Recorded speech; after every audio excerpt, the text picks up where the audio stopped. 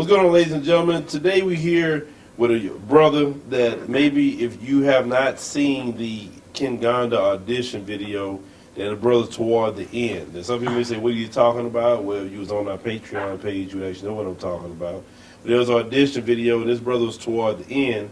He had a lot of energy. A lot of energy. I said, this brother here is somebody we probably need to start talking to do some expansion, definitely here in Kenya. Hello good people, welcome to Kinganda. I'm your host, Batso Sadiqini.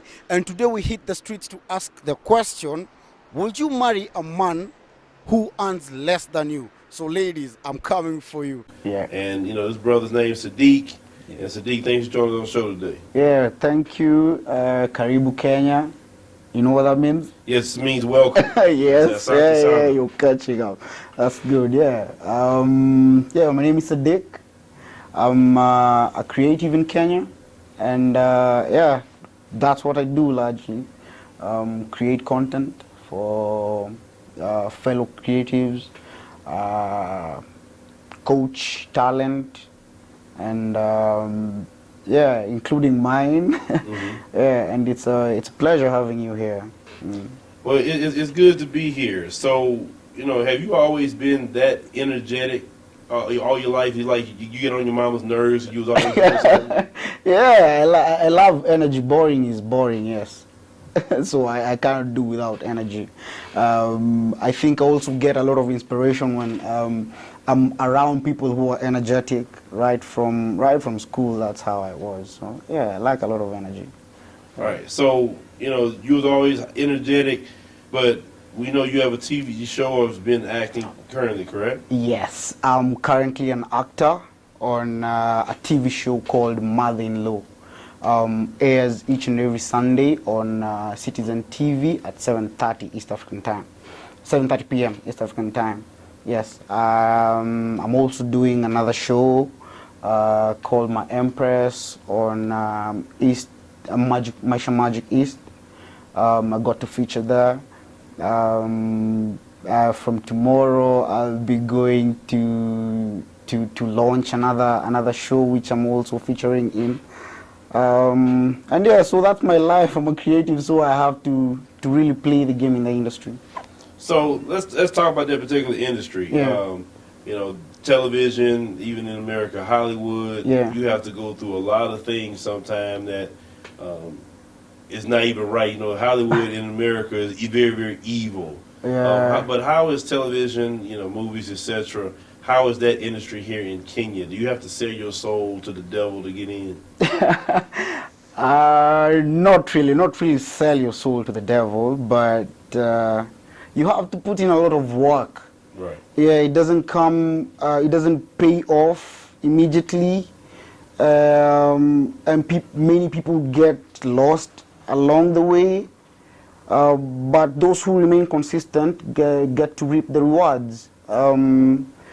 People say it's about knowing people, but then again, I counter that with saying your connection, your network is your net worth. So yeah, if you have to know people, get to know people. Get to network a lot, know who are the producers, what is happening in Kenya. Because quite big films have happened here. And if you're keen on with the industry, you remain relevant for a very long time. Yeah.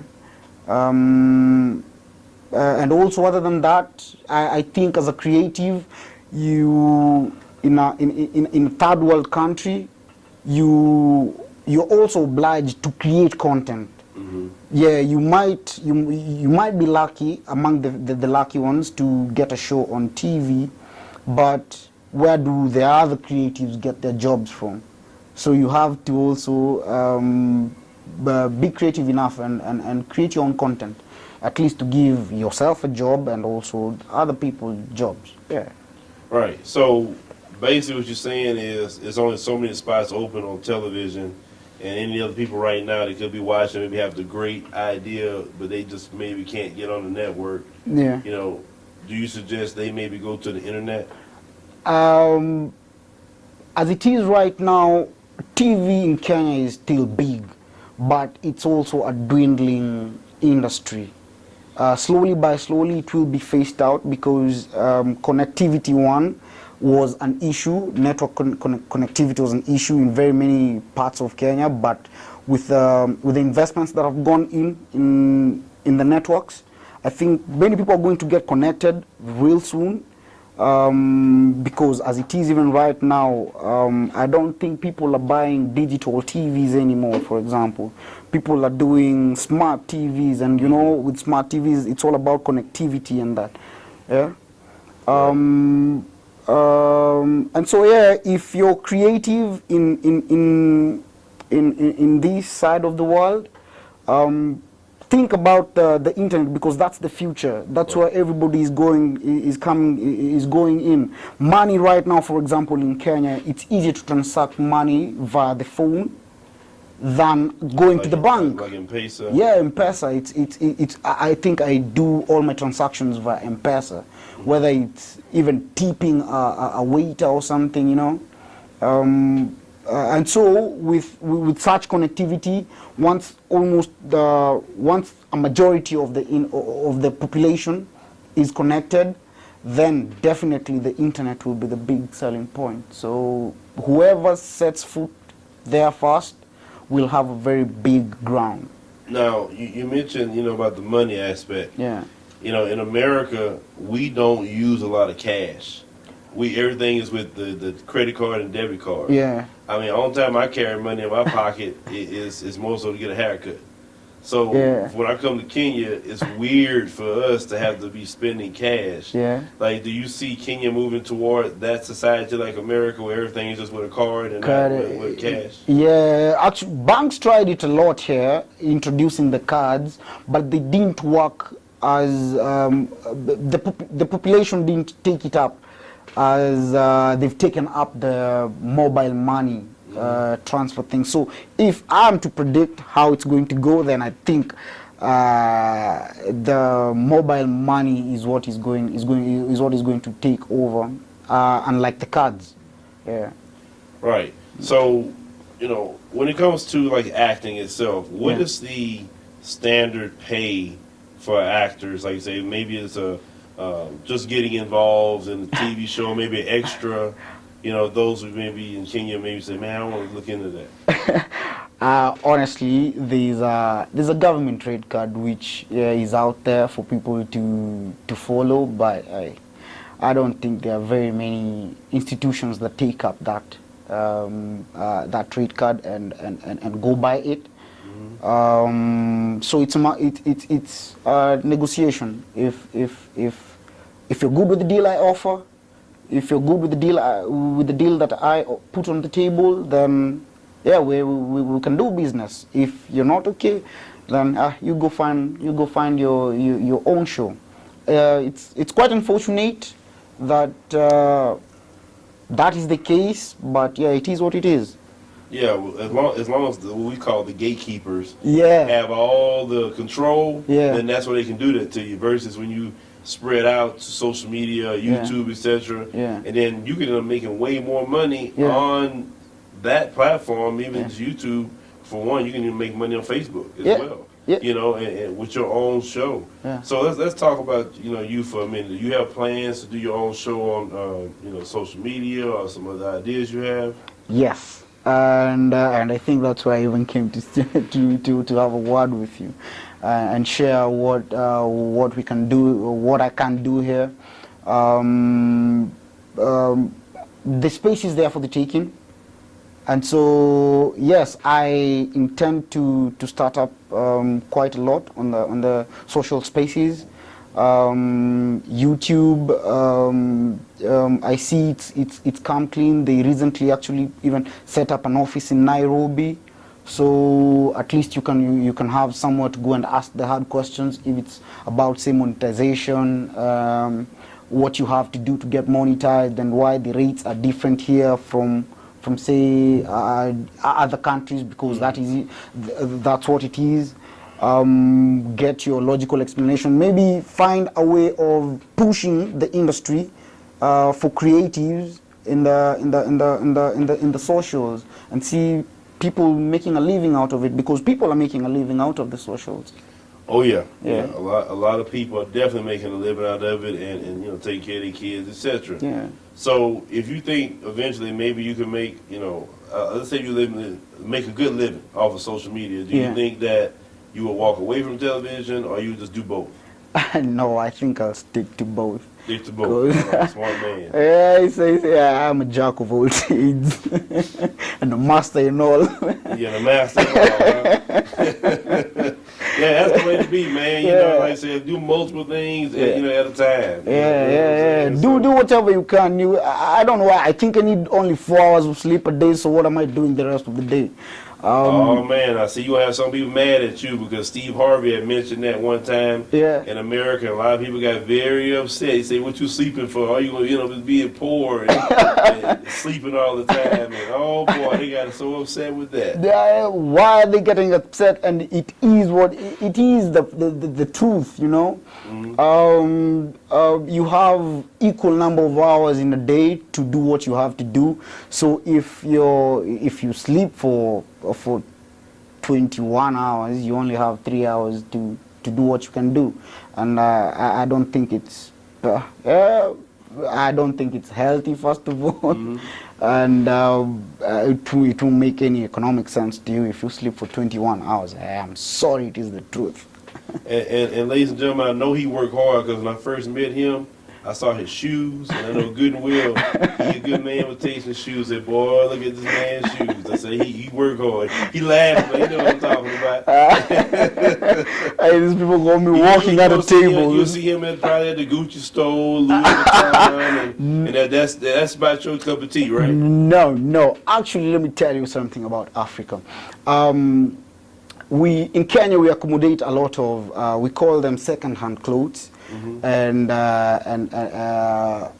so it's like the used Nikes, used Jordans, used Gucci's. Wait, hold on. What? Y'all wear Jordans in Nairobi? Hey, sick Jordans are in Nairobi. I wish I had mine. Oh boy! See, I told people that, and we discussed it off camera. African American culture has really influenced the continent A lot. and every time I look up, I see that. Yeah, a lot. Cause I think our first of all, our entertainment is, I can say, 90% influenced by what comes from outside. Unlike Nigerians, if you see Nigerians, their entertainment is, you can always find something unique in the Nigerian industry, you know. Their music sounds different. Actually, even now, I think those guys are running UK entertainment, music-wise. You know, they have the Afrobeat thing going on. Right. But what I'm happy about the industry right now in Kenya is that people are taking up that space. They are creating their own content, and they want to own it. Right now, there's a genre of music that is very big. It's gengeton, you know, like a mixture of people. There's a lot of dancehall influence in Kenya, and so at one point, reggaeton was very big. Right. Yeah, it was very big, and in Kenya, what was big by then was genge. So a new crop of millennials came up and was like, genge and reggaeton, let's do gengeton. That's our thing. And people have really taken it up. The Schwab industry, big shout out to ADH family. They're really pushing that sound, and you can feel its authentic sound, you know. You can't find it anywhere else. So I guess we just have to keep pushing it. Yeah.